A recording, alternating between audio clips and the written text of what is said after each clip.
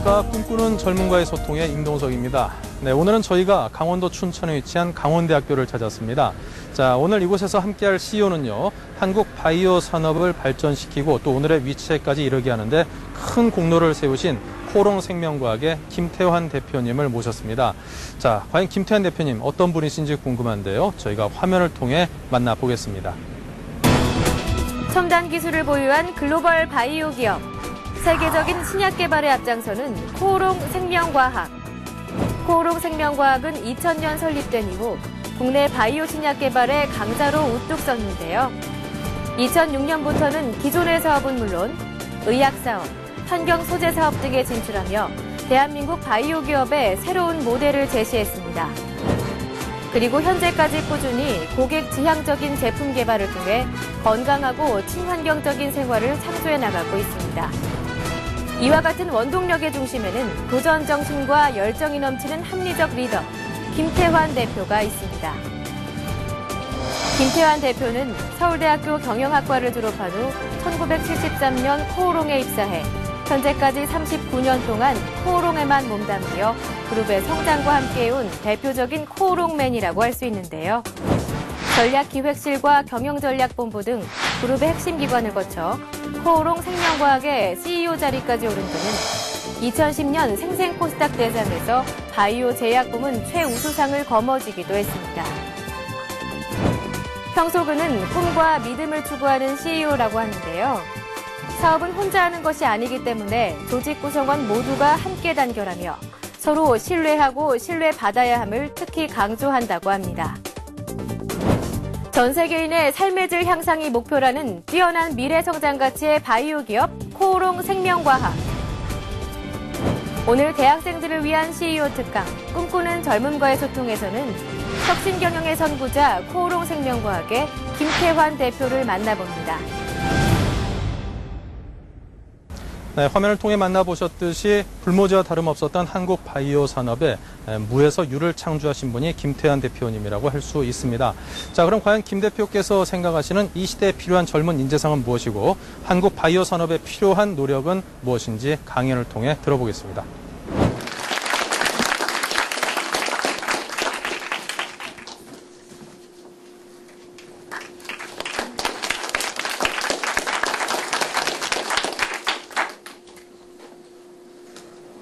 여러분 반갑습니다. 아까 소개된 것처럼 1973년에 코롱에 입사해서 지금 횟수로 39년째 근무를 하면서 그룹 본부의 일은 한 25년 이상을 했습니다마는 우리 그룹 본부에서 한 일이 아니고 우리 그룹의 미래 그 성장 동력의 하나로 육성하고 있는 바이오 쪽 회사를 만들어서 지금까지 키워온 그런 얘기를 중심으로 말씀을 드리겠습니다.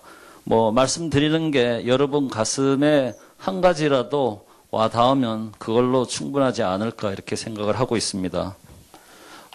우리 회사가 지금 추구하는 거는 아시다시피 이제 고령화 시대가 되면은 여러 가지 이제 신체적으로 잘 말을 듣지 않는 그런 부분이 굉장히 많이 생기게 되고요. 그런 부분은 물론 이제 케미칼적으로도 그 치유가 됩니다만은 케미칼적으로 치유가 안 되는 그런 부분이 굉장히 많습니다. 그래서 그런 부분을 이제 치유를 함으로써 좀 더 뭐라 그럴까요? 엔티에이징이 아니고 웰에이징 할 수 있는 그런 삶에 기여를 하는 회사가 되고자 하는 것을 목표로 하고 있습니다. 그래서 지금 우리가 하고 있는 부분은 바이오 하면은 통상 많이 얘기하는 바이오 시밀러도 있고 유전자 치료제도 있고 줄기세포도 있고 이렇게 있습니다만은 우리가 포커스하는 분야는 유전자 치료제 쪽을 포커스하고 있고요.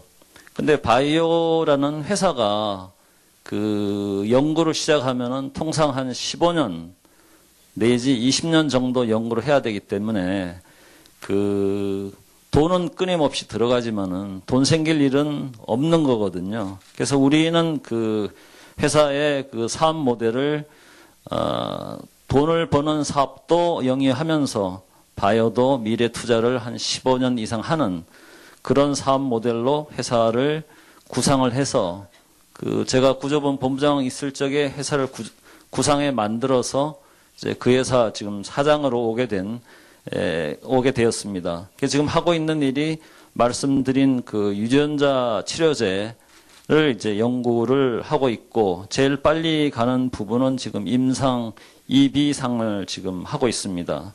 그거 외에 이제 기존 사업으로 영위하는 부분이 그 케미칼 약 쪽입니다. 주로 이제 많이 얘기하는 게 이제 신약이 있고 복제약이 있습니다만은 신약을 만드는 거는 세계적인 기업이나 이렇게 할 수 있는 거고요. 우리나라에서 그 신약이라고 나오기는 합니다만은 주로 이제 복제약을 약간 변형시킨 그런 종류의 약이 나오고 있는데 우리는 이제 제네릭을 만들어서 복제약을 만들어서 복제약이 아니고 복제약의 원료를 만들어서 주로 일본에 수출을 해서 이제 하고요. 그 다음에 복제약뿐만이 아니고 일본의 오리지널 약을 만드는 회사에 그 약의 원료를 수출하는 게 이제 그 비즈니스 중에 하나가 있고요.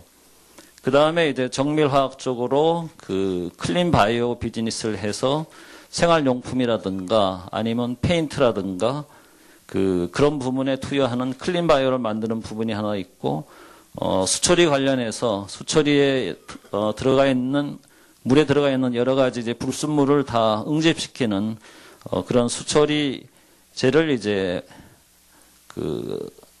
만들어서 이제 판매하는 그런 사업을 이제 영위를 하고 있습니다. 그래서 기존 사업에서 이제 이익을 내서 그 이익의 이제 일부를 바이오 쪽으로 계속 투자해 나가는 그런 사업 모델로 지금 회사를 끌고 가고 있습니다. 우리 회사는 말씀드린 바이오 연구를 시작한 지는 2000년부터 시작을 했고요. 시작을 해서 지금 이제 2011년이니까 11년이 지금 지난 그런 상황이 되겠고요. 그동안에 이제 회사를 2006년에 만들어서 지금 이제 6년 정도 지났습니다만은 초기에 우리 매출은 형편없는 뭐 한 400억에 한 매출이 한 10억 정도 이익이 나는 그런 회사로 지금 시작을 했습니다만은 지금은 그때하고 월등히 다른 이제 그런 모양으로 지금 가 있습니다.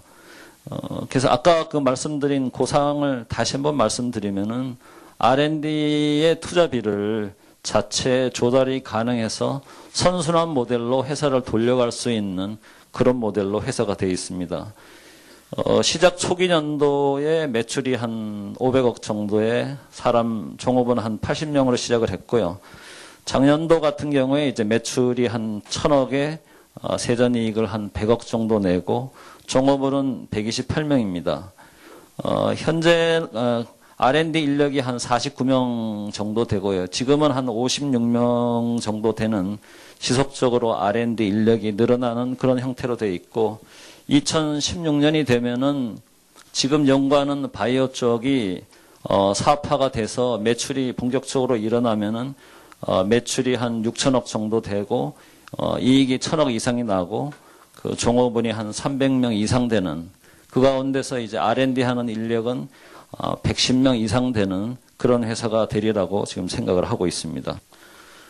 근데 이런 회사를 이제 그룹에서 만들 적에 통상 이제 이제 신문사 사장님도 와 계시고 편집국장님도 와 계시지만은 큰 그룹에 있다 그래서 사업이 마음대로 이것저것 뜯어다가 새로운 회사를 만들고 하는 게 그런 식으로 그룹의 일은 되지 않고 각 그룹사마다 다 자기 사업을 팔 수도 있고 살 수도 있고 그다음에 팔더라도 제값받고 팔고 아니면 좋은 사업은 팔지 않고 하는 그런 식으로 돼 있고 마음대로 주고받고 하는 그런 게 아니고 이익도 마음대로 주고받고 하는 그런 게 그룹이 아닙니다. 우리는 기존의 사업을 가져올 적에 지금 말씀드린 원료약 사업은 가동률이 한 50%밖에 안 되는 그런 사업에다가 아까 말씀드린 에코 머티리얼 비즈니스, 클린 바이오나 수처리제 쪽도 구조적인 적자이기 때문에 그룹사에서 쉽게 우리한테 넘겨줄 수 있는 그런 사업을 싸게 사서 우리 바이오 사업에다가 붙였습니다. 그 다음에 사업은 그렇게 해서 가져왔고요. 생산 설비도 회사를 새로 만드니까 생산 설비를 사올 돈이 없지 않습니까? 그래서 이제 그 계열사하고 계약을 맺어서 설비를 그 적정 임대료를 계산해서 다 빌렸습니다. 초기에는. 그러고 이제 조금 한 2년 정도 지나서 회사가 여유가 되니까 일부 이제 독립적인 땅이 있고 독립적인 건물이 서 있는 그런 설비들은 우리가 매입을 했고요. 그 이후에는 이제 자체적인 공장도 지었습니다만은 아직도 그 임차하는 설비는 상당 부분 남아 있고 물론 그런 가운데서도 이제 새로운 큰 공장을 충주에 그 기업 도시를 이제 새로 만드는 가운데서도 공장을 그 제일 먼저 그 산업단지에서 착공할 계획으로 있고 그 사이에 우리가 공장을 2개 지었고 새로운 큰 공장은 이제 곧 착공할 그럴 예정으로 되어 있습니다. 그리고 회사를 처음 만드니까 당연히 이제 자금이 필요한데 자금을 처음 만든 회사에 돈을 빌려줄 그럴 은행은 없죠. 그래서 이제 사업계획서를 들고 가서 또 그룹에서 일하던 안면하고 해서 초기에 한 40억 정도를 빌려서 이제 회사를 시작을 했고요. 그렇게 회사를 하고 나서 한 2년 정도, 1년 정도 후에 국내에서는 펀딩이 안 되는데 그 여러분이 잘 아시는 이제 그 유명한 해외 증권사들 중에 하나인 그 골드만삭스에 가서 우리의 사업 계획서를 보여주고 바이오 사업의 미래에 대해서 설명을 하고 해서 펀딩을 65억을 펀딩을 받았고요. 마찬가지로 일본의 벤처 회사에 가서 역시 설명을 하고 한 15억 정도 해서 한 80억 정도 펀딩을 받았는데 그 당시에 우리 회사 주가가 액면으로 500원이었는데 그 사람들이 그 사업 계획을 설명을 하고 13,000원의 자금을 유치를 했습니다. 잘 안 되는, 그 다음에 조직에서 소외된 그런 조직에서 그 사람들을 그 우리 쪽으로 옮겨왔기 때문에 거기 있는 사람들도 마찬가지로 그 굉장히 그 네거티브하고 또 소외받았기 때문에 뭐 일에 대한 의욕도 없고 하고자 하는 바도 없고 그런 사람들이 주로 굉장히 많았습니다. 그런데 그런 사람 가운데서도 안 된다고 얘기를 가장 조리 있게 하는 사람은 누구냐? 박사들입니다. 꼭 안 된다고 와서 설명하는 게 꼭 자기들 논문 방어하는 것 같아요. 이래서 안 되고 저래서 안 되고. 이제 맨날 그런 사람들이 박사들이 와서 설명하니까 너무나 화가 나는 거예요. 그래서 안 된다, 회사는 조직은 원하는 목표를 설정해 놓고 그 목표 달성을 해야만 되고 하는, 그래서 매출이 일어나고 이익을 내야 하는 그런 조직인데 뭐 논리적으로 체계적으로 안 된다고 하면은 그게 회사에 도움되는 바는 전혀 없지 않습니까? 그래서 그런 박사들한테는 안 된다고 하는 박사보다는 된다고 하는 학사가 10번 낫고 100번 낫고 하다는 식으로 얘기를 했고, 그 회사에서는 가고자 하는 방향이 있으면은 안 된다 하는 그런 얘기는 필요가 없어요. 가령 A에서 B 지점으로 가면은 직선으로 가면은 뭐 큰 장애가 있어 안 된다 하면은 뭐 좌로 갈 수도 있고 우로 갈 수도 있고 위로 갈 수도 있고 아래로 갈 수도 있고, 그리고 지금 안 되면은 조금 기다렸다 갈 수도 있고, 그다음에 그런 식으로 가면은 당초 이제 직선으로 가는 것보다 자원이 더 많이 필요하겠죠. 돈도 더 많이 필요하고 사람도 더 많이 필요하고 하면은 그런 제안을 하는 사람은 회사 보고 그런 자원을 추가로 더 주면은 이렇게 해서 달성을 하겠다 하고 얘기하는 그런 사람들이 회사는 필요한 겁니다. 여러분들도 이제 학교 다니시면서 여러 가지 긍정적인 생각, 부정적인 생각을 많이 하시겠지만은 부정적인 생각을 해서 세상에 되는 일은 아무것도 없어요. 긍정적인 생각을 하는 사람만이 뭔가를 해낼 수 있는 거고, 그러니까 통상 우리가 얘기합니다마는 많은 생각을 하고 사는데 평상시에 우리가 생각하고 해내고 하는 그게 뭐냐? 그게 바로 그 사람의 일생이 되는 거고 그 사람의 인생이 되는 거죠. 근데 부정적인 생각하고 살면은 되는 게 아무것도 없잖아요. 그냥 흘러가다 인생을 살다가 그냥 가버리니까 그거 절대로 하면 안 되는 거다. 이렇게 얘기를 드리고 싶고요. 회사라는 것도 마찬가지입니다. 그 회사에 있는 구성원들이 어떻게 평소에 생각을 하느냐. 그게 모여서 바로 회사가 되는 거죠. 그러니까 그렇게 해야 되니까 네거티브한 사람들은 회사가 필요 없는 겁니다. 그래서 회사원들하고 같이, 조직원들하고 같이 회사의 미래를 그리고 꿈을 그리는데 그 꿈이 크게 그리고 그 꿈에 많은 사람이 동참을 하면은 그게 바로 현실이 된다. 이렇게 이제 회사는 생각하고 이제 저는 우리 조직원들한테 다 그렇게 모임이 있을 때마다 얘기를 합니다. 일본의 관상용으로 하는 물고기 종류가 있는데 고이라는 종류가 있다 그래요. 조그만 어항에 놓고 고기를 기르면은 한 10cm 내외 정도 자라게 되고 수족관에 넣고 자라면은 한 20cm 내외 이렇게 자라는데 큰 강물에 넣고 자라면은 거의 1m 내, 100cm 내외로 이렇게 자란다고 합니다. 그러니까 꿈을 그리면은 그리는 규모에 비례해서 자기의 인생은 풍성해지고 더 많은 것을 달성할 수 있고 회사도 똑같습니다. 장래의 비전을 크게 그리면은 크게 갈 수 있는 거고 작게 그리면은 작게밖에 갈 수 없는 그런 게 우리 현실이고요.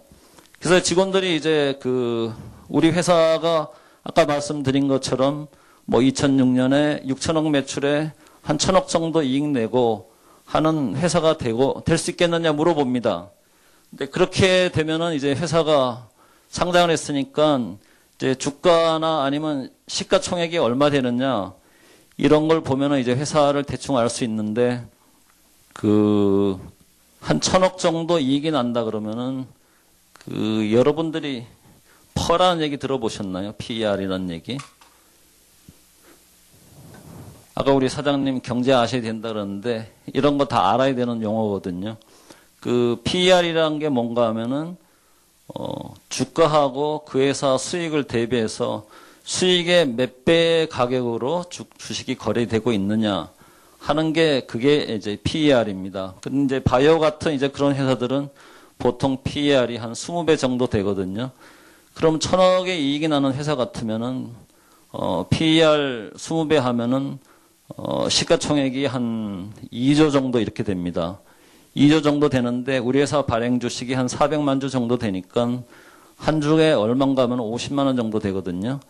500원짜리 주식이니까 5,000원 기준 하면은 500만 원 정도 되는데 그런 가치를 갖고 있는 주식은 우리나라에 없어요. 이제 그런 게 이제 우리가 1년에 워크숍을 3번 합니다.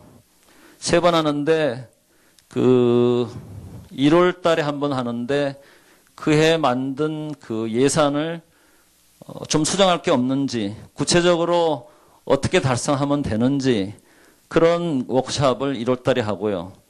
그 다음에 7월 초에 상반기 실적을 달성한 것에 대해서 반성을 하고 하반기는 어떤 전략으로 달성하겠다 하는 거를 이제 두 번째 7월 달에 하고요. 그 다음에 10월 달에는 그 다음에 살림살이 할 예산을 짜고 그다음에 장기 비전에 대해서 얘기를 하고 하는데 그런 모임이 있을 때마다 직원들한테 우리 회사는 이렇게 하고 그다음에 매출은 이만큼 되고 이익은 이만큼 되고 아까 말씀드린 시가총액 마켓캡은 이만큼 된다 하고 하면은 직원들이 물어봅니다.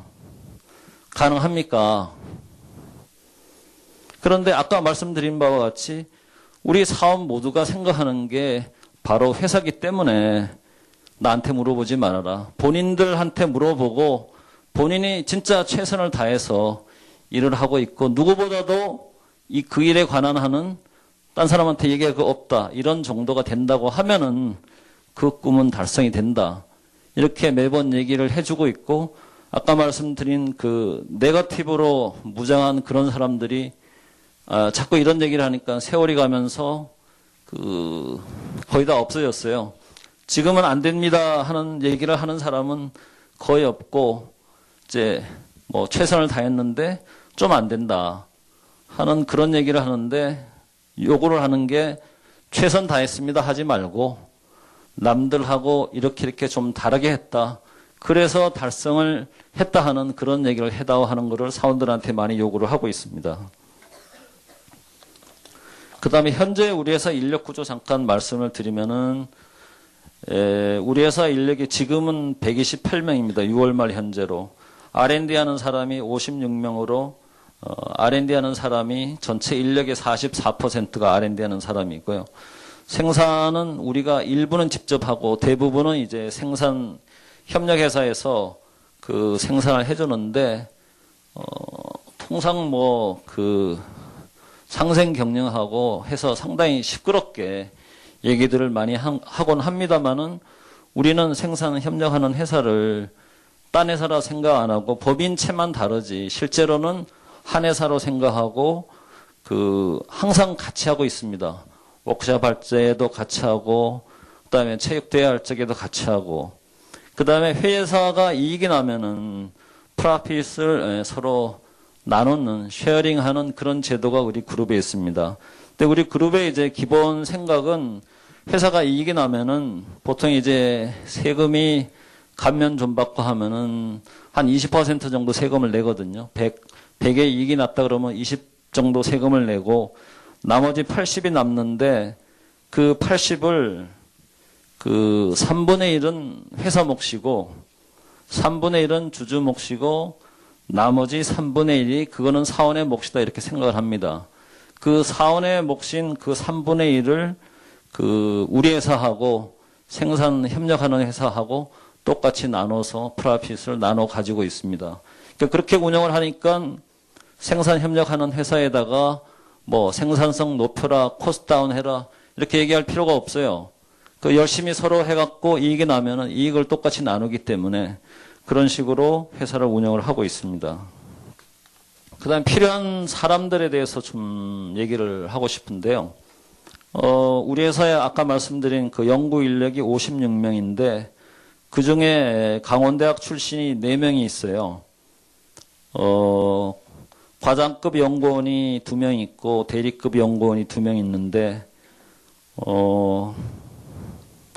이 과장급 연구원 중에 한 사람은 아까 말씀드린 우리 처장님 가르치시는 제지공학과인가 거기에 나온 사람이고 나머지 3사람은 화학과 아니면 학원과 나온 것 같은데 과는 잘 모르겠어요. 하여튼 그쪽인데 의학 쪽에 다 일을 하는 사람이에요. 한 사람 여자고 2사람은 이제 남자인데 그래갖고 4명이 있는데 4명 다 진짜 엑설런트 합니다. 2사람은 경력직으로 채용했고 2사람은 신입사원 채용했는데 4명 다 진짜 일을 잘합니다. 그런 사람들이 강원대에서 더 많이 나왔으면 좋지 않겠나. 회사도 좋고 강원대학교도 괜찮고 뭐 그런 생각을 해봅니다. 근데 우리가 원하는 사람은 잘한다고 하는 사람이 자기 자리에서 자기 몫을 진짜 벼락같이 하는 사람 이런 사람을 우리가 원하고요. 그런 사람들이 각자 제 몫을 하면은 그거 다 합친 게 결국 회사의 몫이 되지 않겠느냐 이렇게 생각을 합니다. 그리고 회사 전체적으로 아니면 제 개인도 제일 싫어하는 게 안 된다고 얘기하는 사람 뭘 싫어하니까 전체적으로 다 포지티브한 그런 사람으로 회사가 구성되고 있고요. 말 안 하고 이제 행동하는 사람, 실행하는 사람, 이런 사람을 우리는 원합니다.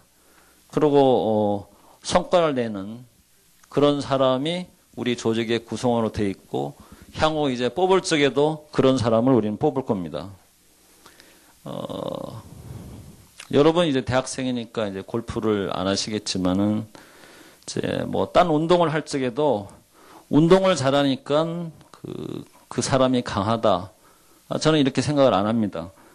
그 사람이 강하기 때문에 운동을 잘한다. 그 사람이 강하다는 것은 신체적으로, 정신적으로 다 남들보다 월등하기 때문에 월등하다 그런 얘기고 그렇기 때문에 운동을 잘한다 이렇게 하는 거고요. 근데 그러면 개인은 어떻게 해서 강해질 수 있을까요? 뭐 나름대로 많은 경험도 있고 나름대로 가치관도 확립돼 있고 여러 가지 아픈 그런 경험도 있고 그래서 그런 만큼 이제 직접적으로 경험을 해서 성숙해져야 된다. 그런 면이 있는 반면에 인생의 모든 걸 우리가 경험을 할 수는 없잖아요. 그건 간접 경험을 해야 되는데 간접 경험 뭐로 합니까? 흔히 우리 얘기하는 책으로 해야 되는데 여러분 책 얼마나 읽으세요? 책 읽을 수 있는 시간이 대학 다니면서 상당히 많을 거예요.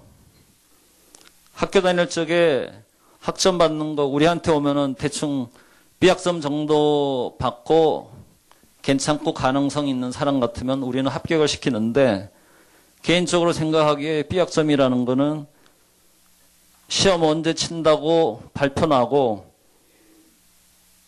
당일치기 내지는 2, 3일 전에 공부하면 받을 수 있는 게 B학점이잖아요. 그러면 나머지 시간에 많은 인생에 대해서 좀 공부하고 경험하고 이렇게 해야 되는데 글쎄 그런 걸 얼마나 하시는지 잘 모르겠습니다. 그래서 말씀드린 그 간접 경험을 해야 되는데 우리가 통상 얘기하는 게 그 문사철 600이란 말을 들어보셨는지 모르겠네요. 그 문사철의 문은 문학이란 얘기고요. 사는 역사, 철은 철학인데 세 가지 부문의 책을 600권을 읽어야 된다 이렇게 얘기를 합니다. 문학 300권, 역사 200권, 철학 100권. 근데 엄청난 양이에요. 엄청난 양인데 지금은 그분 그렇게 안 나오시는데 옛날에 유명한 극작가가 신봉승이라는 분이 계셨는데 그분은 30대까지 이렇게 다 해야 된다고 얘기를 하는데 30대까지 600권 못 읽으실 겁니다.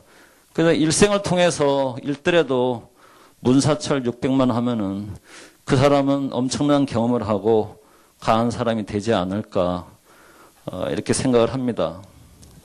그 다음에 회사에서 그 사원을 뽑을 적에 채용 하는 방식이 우리 같으면 이제 전공 면접을 다 하고 나서 그 다음에 이제 임원들이 인성이나 이런 거에 대해서 이제 별도 이제 임원 면접을 하는데 그때 여러 가지를 물어봅니다. 사회 여러 가지 사항이나 이런 걸 물어보면은 진짜 아는 게 없어요. 생각하는 바도 없고 그냥 단답식 대답 딱 그거 하고 나서 그 이상은 없어요. 그래서 그런 거를 좀 제대로 대답하려고 그러면은 아까 우리 사장님 말씀하셨지만은 신문 읽는 거 그거 좀 하셔야 되고요.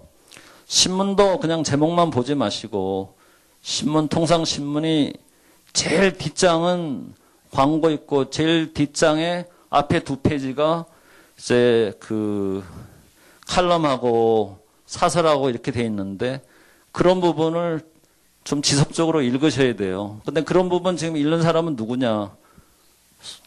입학시험 준비하는 고등학교 3학년밖에 없잖아요. 대학교 때 그런 걸 좀 읽으셔야지 되는데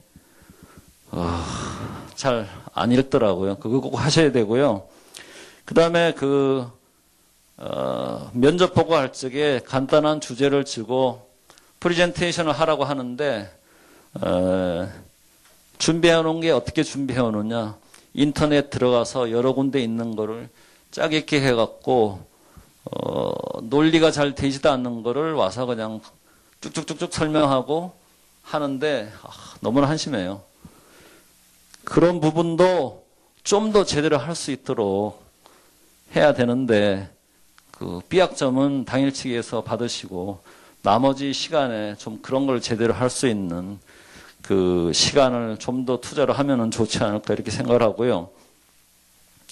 그 다음에 영어 공부하는데 시간을 얼마나 투입하시는지 모르겠는데 뭐 회사 지원하는 사람 중에 토익 900짜리도 있고 심한 경우에 990점짜리도 있어요. 그렇지만 뭐 600, 700, 800도 있는데 회사의 입장에서는 600 받은 사람이나 900 받은 사람이나 다 비슷해요. 그리고 토익 많이 받았다고 영어 잘하느냐, 실전적으로 잘하느냐, 잘 못합니다. 회사에서 비즈니스 못합니다. 회사 들어와서 저기 선배한테 다 배워서 해야 되는 그런 상황이고요. 이 영어 연수하러 해외를 다녀오는데 심한 경우는 가령 이제 어디 가서 영어 공부를 하고 왔느냐, LA 가서 하고 왔습니다. 어떻게 공부했느냐? 한국 사람끼리 동아리 만들어 갔고요. 거기서 토익 공부하고 왔습니다. 이렇게 얘기를 합니다. 그 뭐 하려 미국에 가서 토익 공부하고 한국 사람끼리 얘기합니까? 그런 식으로 공부하고 와서 토익 높은 점수를 받은들 회사에 무슨 도움 되겠습니까? 그래서 우리는 토익 뭐 500, 600, 700 다 거의 비슷한 것으로 그렇게 생각을 합니다. 근데 그 좀 아쉬운 거는 한자를 여러분 얼마나 아시는지 모르겠는데 잘 모르실 거예요. 그래서 이름 정도 쓰실 수 있을려는지 모르겠는데 동양권에서 적어도 비즈니스를 하기 위해서는 일본어 필요하고 중국어 필요한데 한자를 공부해서 많이 알고 있으면은 일본어, 중국어 공부하는데 굉장히 편한데 모르잖아요, 한자를. 그래서 한자 좀 공부해갖고 와야 되고 할 필요가 있고요. 그다음에 물론 영어도 말하기를 해야 되는데 그렇다고 우리 회사가 일본하고 중국하고만 비즈니스 하는 거 아닙니다. 우리가 비즈니스 하는 거는 가까이 뭐 중국, 일본, 그다음에 타이완, 말레이시아, 뭐 인도, 그다음에 이스라엘, 그다음에 영국, 프랑스, 독일, 노르웨이, 뭐 미국, 브라질 이런 데하고 다 하는데 영어 들어와서 그 사수들한테 열심히 같이 해서 배우면 영어 할 수 있고요. 토익 한 500점 이상만 받아갖고 오면은 더불어 한자도 공부해갖고 오면은 회사에서 그 일본어나 중국어 가르칠 적에 같이 따라하면은 언어 3가지는 할 수 있지 않습니까? 그래서 좀 그렇게 준비를 그 하는 사람들이 취업하는데 좀 더 유리하지 않을까 이렇게 생각하고요. 아까도 말씀드렸습니다만은 이제 우리 회사에서 뭐 하면 안 됩니다 하는 것보다는 최선을 다했습니다 하는 사람이 그 많아졌습니다. 아니면 해냈습니다 하는 그런 사람이 많은데 최선보다도 한 걸음 더 나가서 좀 남들하고 다르게 기존 방식하고 다르게 해서 나는 성공을 시켰습니다 하는 그런 식으로 행동하는 사람들이 우리는 필요하다고 생각을 합니다. 그리고 모든 것을 다 사람이 가질 수 없으니까 나름대로 한 방면에 그냥 속된 말로 한 칼 할 수 있는 그런 사람이 그런 특징을 갖고 있는 사람이 있었으면 좋겠다 이렇게 생각을 하고요. 아까도 이제 바이오 말씀드렸습니다만은 바이오 시밀러도 있고 뭐 줄기세포도 있습니다만은 우리가 포커스하는 거는 유전자 치료 쪽으로 포커스를 하고 그쪽으로 하면은 세월이 좀만 지나면은 세계적인 기업이 된다고 생각하는데 개인도 그렇게 포커스하는 부분이 있어야 될 것 같고요. 대학도 마찬가지로 그런 식으로 좀 포커스하는 부분이 있어야 된다 이렇게 생각을 합니다. 근데 강원도는 포커스가 뭔지 잘 모르겠습니다. 그 다음에 그 국내에서 사람을 뽑는데 진짜 국내 우수한 인력이 없는 그런 부분도 상당히 있어요. 그 약사도 제약에서만 있어야 되는 건 아니고 우리 같은 회사에서 들어오면은 그 선진국 그 기관에서 다 조사를 나오는데 감사 나오고 사찰 나오는데 그런 거 대응을 다 해줘야 되고 그다음에 선진국 제약회사들의 요구하는 걸 다 해줘야 되는데 국내 그 제약회사에 취업을 하면은 어디 가느냐 의사 찾아가서 설명하잖아요. 근데 우리는 해외 큰 법인에 해외 감독기관에 설명을 하고 하는데 일하는 범위가 우리하고 그 사람들하고 다른데도 약사는 제약회사에 가더라고요. 근데 제약회사 그 약대 전공하는 분한테 초치는 얘기 같지만 제약회사가 내년부터 굉장히 어려워질 겁니다. 약가를 20% 정도 다운하면은 매출이 20% 줄고 매출이 20% 준다는 얘기는 바로 이익이 20% 정도 줄거든요. 근데 자체적으로 R&D하고 살아갈 수 있는 제약에서는 매출이 한 3천억 이상 돼야 되는데 그렇지 않고 매출이 500억, 1000억대 회사들이 국내에 굉장히 많은데 그런 회사들은 내년부터 죽느냐 사느냐 하는 그런 상황이 될 거고 죽느냐 사느냐 하는 상황이 되면은 기업들은 뭐 하겠습니까? 구조조정을 안 할 수가 없다고요. 그래서 우리도 내년에 약사가 필요한데 하여튼 약사들을 뽑을 수 있는 찬스는 있지 않을까 이렇게 생각을 합니다. 그리고 우리가 필요한 게 뭐 독성학 박사, 뭐 면역학 박사 이런 게 필요한데 사람이 없어요. 사람이 없으니까 어디 가서 뽑아오느냐? 미국에 가서 뽑아옵니다. 그러니까 국내에서 공부하고 미국에 가서 한 뭐 10년 이상씩 공부한 사람들을 모셔오는데 진짜 그런 방면에 우수한 인력이 없고요. 신입사원을 옛날하고 달리 지금은 뽑아보면은 남자보다도 여자들이 훨씬 더 우수해요. 그 우수한 남자들은 다 어디 갔는지 모르겠는데 근데 회사 인력 구성을 전부 다 여자로 가져갈 수는 없잖아요. 그 여자하고 남자하고 적절한 비율로 섞어야 되는데 퀄리티 낮은 남자를 뽑는 게 상당히 갈등 많이 생기는 그런 경우가 있습니다만 뭐 어떻게 하겠습니까? 여자들이 더 우수한데.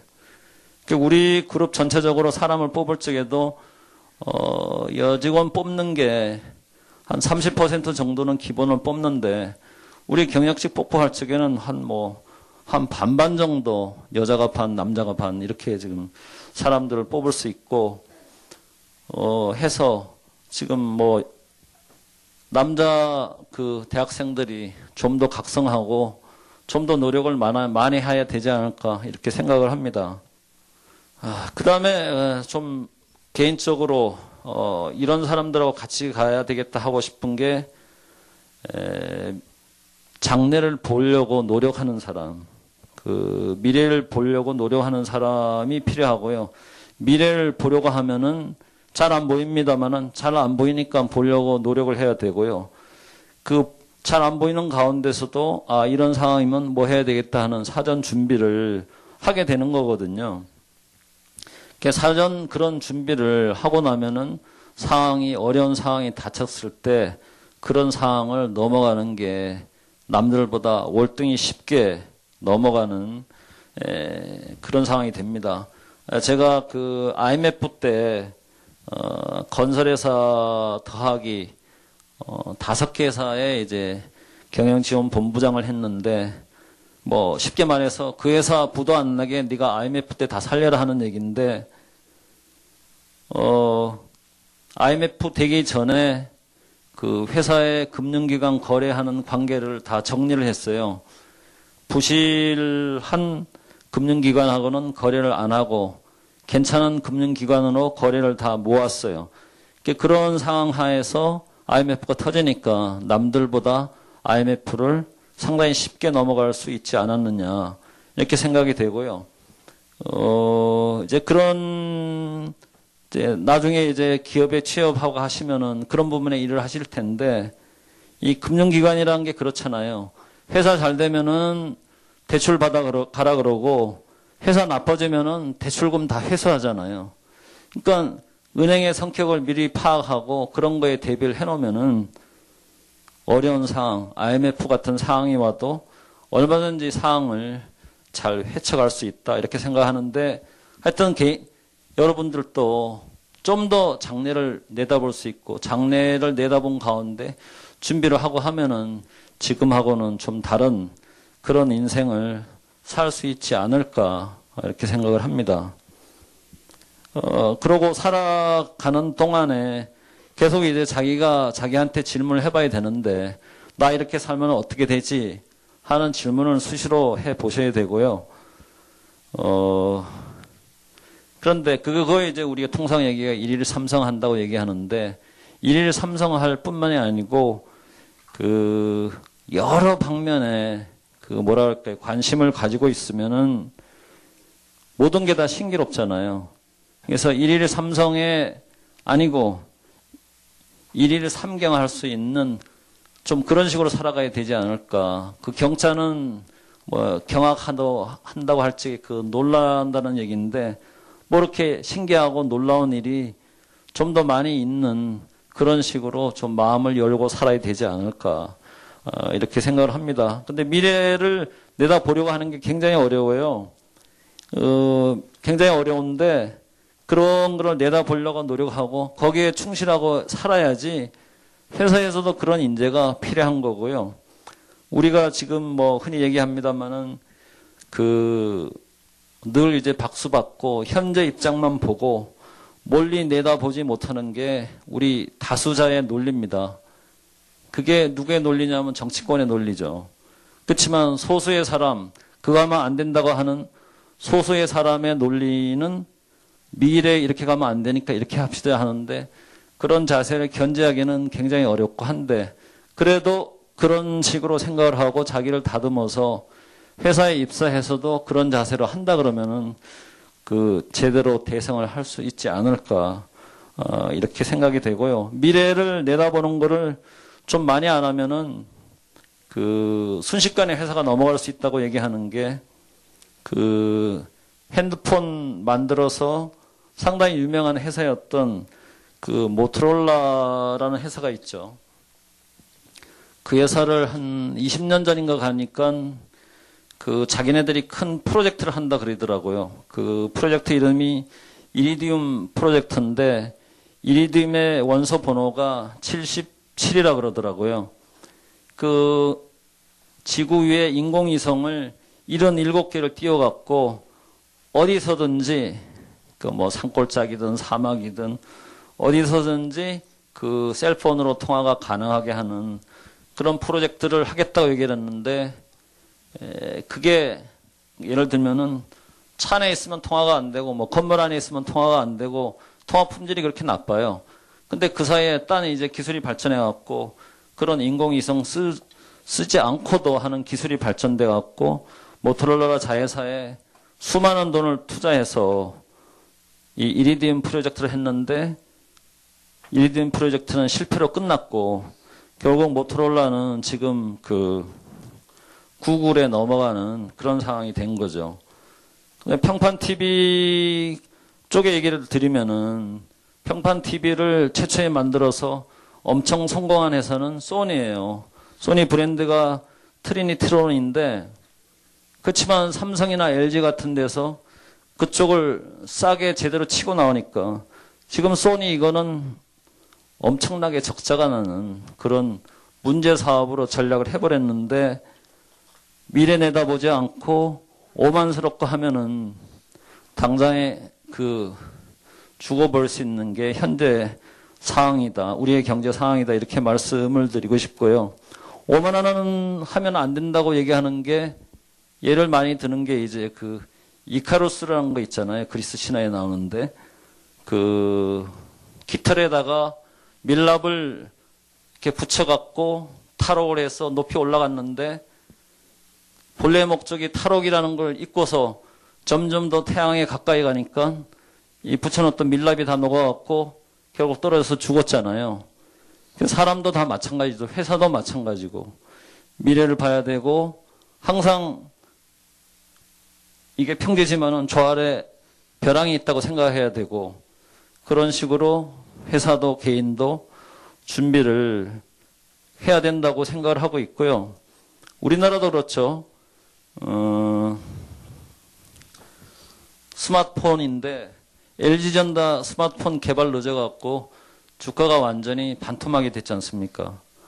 삼성도 핸드폰으로 뭐 세계 1등이라고 얘기했지만은 구글에서 모토로라 먹어가는 순간에 쓰고 있는 안드로이드 OS가 그것 때문에 위기에 처하는 그런 상황이 순식간에 올 수 있는 그런 상황이 되니까 장래 내다보고 대비하는 거 여러분들도 열심히 하셔야 된다. 이렇게 생각이 됩니다. 그리고 경제에 대해서요. 좀 우리 회사 같으면은 신입사원 들어오면은 아니면 여직원들 모아놓고 이제 경제에 대해서 설명을 해주고 하는데 우리나라 같으면 통상 이제 결혼하면 경제권을 여자들이 다 진다고 얘기를 합니다. 근데 경제 상황이 점점 더 복잡해지고 하기 때문에 가령 여윳돈이 생겼다 하면은 그 돈을 어떻게 운용할지 잘 모르잖아요. 옛날 같은 부동산 사면 되는데 지금 부동산 사서 돈이 되는 게 아니잖아요. 그럼 여러분은 아까 제가 말씀드린 것처럼 뭐 마켓캡이다, 뭐 PER이다 이런 말 잘 아마 모르실 것 같고, 그다음에 주식시장에서 많이 얘기되는 뭐 CB다, BW다, ELS다 이런 얘기 모르시죠? 우리 회사에 들어오는 신입사원들 이제 저축을 하는데 저축하는 수단이 뭔가 하면은 적금 붓는 거예요. 근데 적금 이자율 뭐 얼마 됩니까? 한 3% 정도 되나요? 그거 아니고 나름대로 그 재테크를 할 수 있는 수단이 많은데 그런 거를 알아야죠. 다 모르잖아요. 그 모르는 사람한테 결혼을 하면은 여자라서 경제권을 맡긴다. 남자가 더 많이 하면 남자가 경제권을 갖는 거죠. 그러니까 지금부터 그런 공부를 해야지 나중에도 자기 재산에 관한 한은 잘할 수 있고, 적어도 경제가 뭐 돈이 인생의 전부는 아닙니다만은 그런 걸 잘 해야지 사람이 자유로워질 수 있다. 이렇게 말씀을 드리고 싶고요. 사람이 살아가는데 근심 걱정이 굉장히 많이 있습니다만은 미래 걱정, 그 다음에 지나온 과거에 대한 뭐 그런 생각, 그런 거는 다 하실 필요가 없고 장래에 대해서 생각하되 지금 해야 할 일, 그것만 열심히 최선을 다해서 살아가면은 인생에 성공할 수도 있고, 그 다음에 행복할 수도 있고, 긍정적인 사람이 될 수도 있고 하는 결과적으로 인생의 승자가 될 수 있지 않을까 이렇게 생각을 합니다. 여기까지만 얘기를 하고 마치겠습니다. 감사합니다.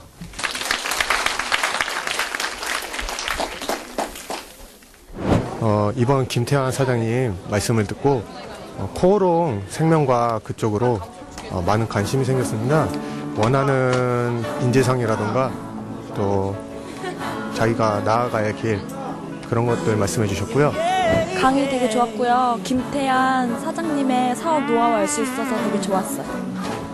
강의 들으면서 이제 코오롱 생명과에 대해 알 수 있어서 좋았고, 앞으로 취업할 때 많은 도움이 될 것 같아서 좋은 기회가 됐던 것 같습니다. 감사합니다. 부정적인 생각을 해서 세상에 되는 일은 아무것도 없어요. 긍정적인 생각을 하는 사람만이 뭔가를 해낼 수 있는 거고, 그러니까 통상 우리가 얘기합니다마는 많은 생각을 하고 사는데